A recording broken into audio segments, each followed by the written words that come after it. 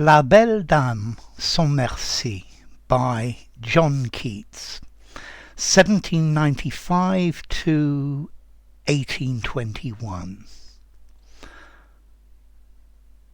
What can ail thee, knight at arms, alone and palely loitering? The sedge has withered from the lake, and no birds sing. Oh, what can ail thee, knight at arms, so haggard and so woe-begone? The squirrel's granary is full, and the harvest's done. I see a lily on thy brow, with anguish moist and fever dew, and on thy cheeks a fading rose, fast withereth too. I met a lady in the meads, full beautiful, a faery's child.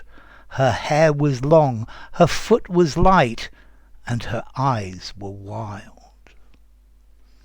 I made a garland for her head, and bracelets too, and fragrant zone. She looked at me as she did love, and made sweet moan. I set her on my pacing steed, and nothing else saw all day long, for sidelong would she bend and sing a faery's song. She found me roots of relish sweet, and honey wild, and manna dew, and sure in language strange she said, I love thee true. She took me to her elfin grot, and there she wept and sighed full sore, and there I shut her wild eyes with kisses four. And there she lulled me asleep, and there I dreamed, ah, woe betide, the latest dream I ever dreamt on the cold hillside. I saw pale kings and princes too, pale warriors, death pale were they all. They cried, La Belle Dame sans Merci, thee hath in thrall. I saw their starved lips in the gloam, with horrid warning gaped wide, and I awoke and found me here on the cold hillside. And this is why I sojourn here, alone and palely loitering, though the sedge is withered from the lake, and no birds sing. Okay, this poem is written by John Keats. He's one of the most famous of the second generation romantic poets. I think this poem needs some context as well. I think this poem was written in 1819, and this is just after his brother has died of tuberculosis, and as John Keats had some medical training, I think he looked after him. And now Keats has realised that he's starting to get the symptoms of tuberculosis himself. And also at this time, he's met a girl who he fell in love with. And he wanted to marry her, but he couldn't marry her because they were completely different social classes. So, what's this about? Well, firstly, the title, La Belle Dame sans Merci. Okay, so the beautiful woman without mercy. Yeah, and this is, well, there's a French poem from the 15th century by Alain Chartier called La Belle Dame sans Merci, and this is maybe Keats's version of it. Now, what's this poem about? Well, I think this poem is an allegory of Keats's own life.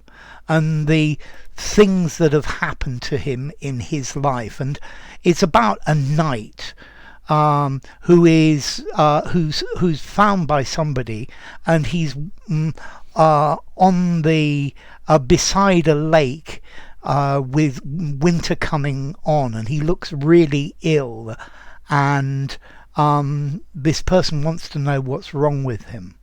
And the knight tells of a story of meeting a beautiful fairy woman and falling in love with her. And then she puts him to sleep, and she puts a spell on him.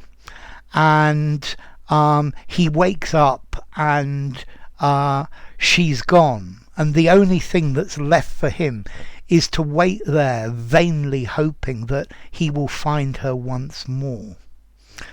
Let's see, I think the themes in this poem are loving somebody who doesn't love you, I think illness, and the impossibility of being with somebody who you're in love with. And as it was for Keats, he couldn't be with this woman who he'd fallen in love with, and he's starting to realise that he's probably going to die of tuberculosis himself.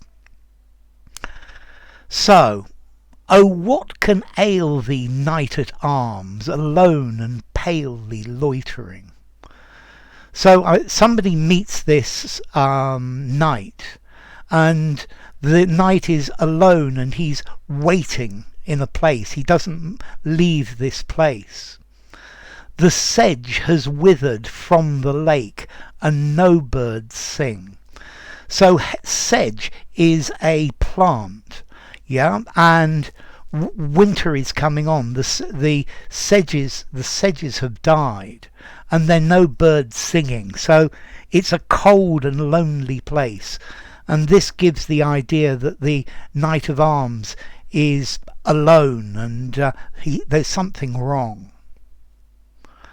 Oh, what can ail thee, knight at arms, so haggard and so woe-begone? So what can ail thee? What is wrong with you, knight? Why do you look so haggard, so tired and ill? And why are you so woe-begone, so full of sadness? What is it that makes you so sad? The squirrel's granary is full, and the harvest's done. So the squirrel's granary, here this is a metaphor for the squirrel's hole, where the squirrel lives. Yeah, the squirrel has collected all the nuts that the squirrel is going to collect, and the squirrel's ready for winter, and the harvest has finished. So this is probably November, something like that, so it's cold. And what are you doing here? I see a lily on thy brow, with anguish moist and fever dew.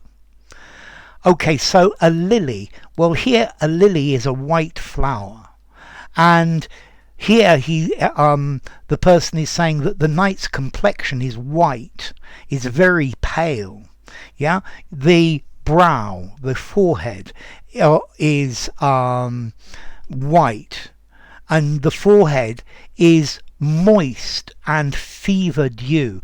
So it's like the knight is ill, he has a fever, he's sweating. Yeah, and here I love the use of this word dew, because the dew is the water that settles on plants in the morning. So here it's the sweat, the sweat of illness is the dew of the morning. And on thy cheeks a fading rose fast withereth too. So a rose is pink, so your cheeks, your pink cheeks, the colour is fading, it's withering, the colour in your cheeks has gone, so you look really ill.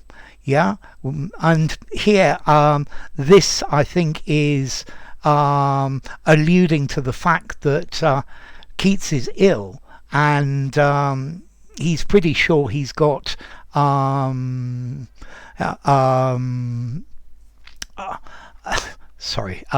he's ill too. He's got tuberculosis as well. So now the knight replies, and he says, I met a lady in the meads. So a mead, a meadow, a field. So I came across a lady in the fields, full beautiful, a fairy's child. So she was really beautiful, and she was the child of a fairy. Her hair was long, her foot was light, and her eyes were wild. So she was beautiful, she had long hair, she was very agile and lithe, and she had this wildness in her eyes. She was exciting. I made a garland for her head, and bracelets too, and fragrant zone. So he made a garland of flowers to put on her head, and bracelets of flowers as well.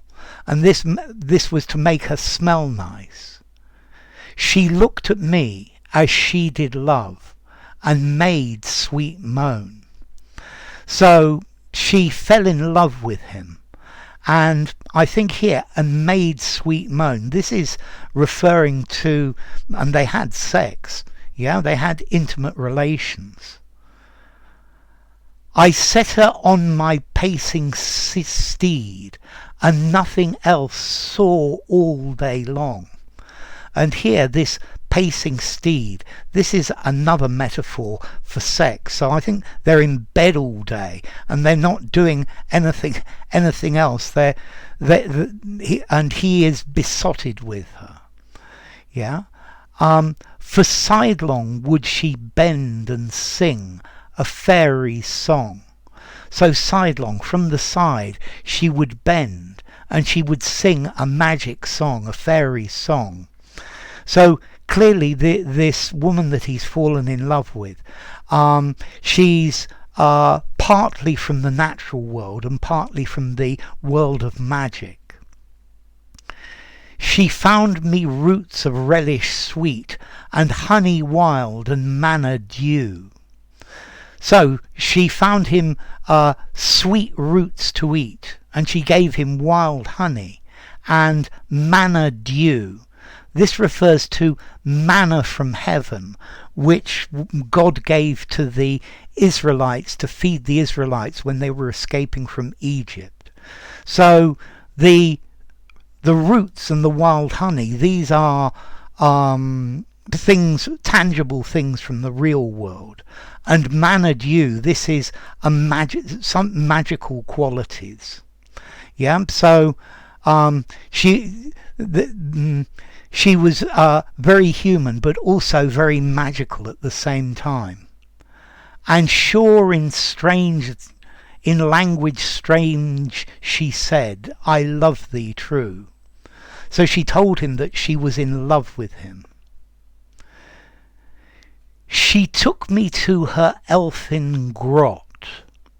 So she took me to her grotto, an elfin of the elves. So she took me to the place where she lived.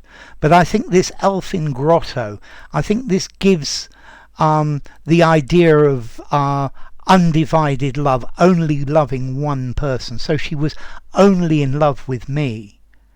And there she wept and sighed full sore. So for some reason she started to cry, and she sighed, oh, and she was sad. And there I shut her wild eyes with kisses for. So he kissed away her tears. So here he thinks that she's in love with him, and he's desperately in love with her. And there she lulled me asleep, and there I dreamed, woe betide. So then she lulled me to sleep, she put me to sleep. So she cast a magic spell on me. And there I dreamed, woe betide. So woe betide is saying, this is terrible. So then he started to have nightmares in this dream. the latest dream I ever dreamt on the cold hillside. So I think this is referring to the fact that this was the last dream he ever had. Yeah? And now he's out of this magic world. He was in a parallel world, in love with this woman, and magical things were happening. And suddenly he's back on this cold hillside, and he's having nightmares. And then he goes on to describe the nightmares. I saw pale kings and princes too, pale warriors, death pale were they all. So in his dreams he sees pale kings and pale princes and pale warriors, and they were all death pale. And here pale is symbolizing, it's the symbol of death. In the book of Revelation, the pale horse and rider symbolize death and destruction. So these nightmares that he's having are symbolizing his death and destruction, and that it's all over. I saw their starved lips in the gloam. So gloam here is the gloom. So their lips were white and they were horrid, with horrid warning gaped wide. So their mouths are open, and they're starved, and everything is terrible. And I awoke and found me here on the cold hillside.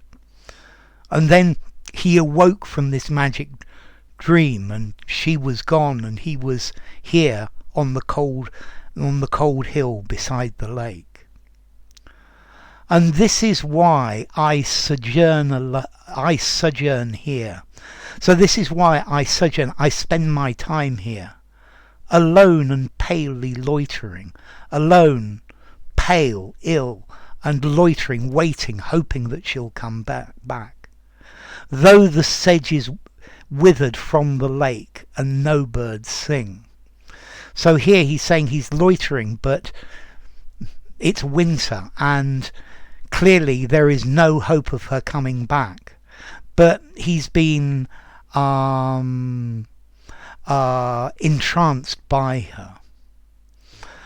Okay. So, yeah. Okay, so enough. If you enjoyed the video, give it a rating, subscribe to my channel, and I will see you soon. Bye for now. La Belle Dame sans Merci by John Keats.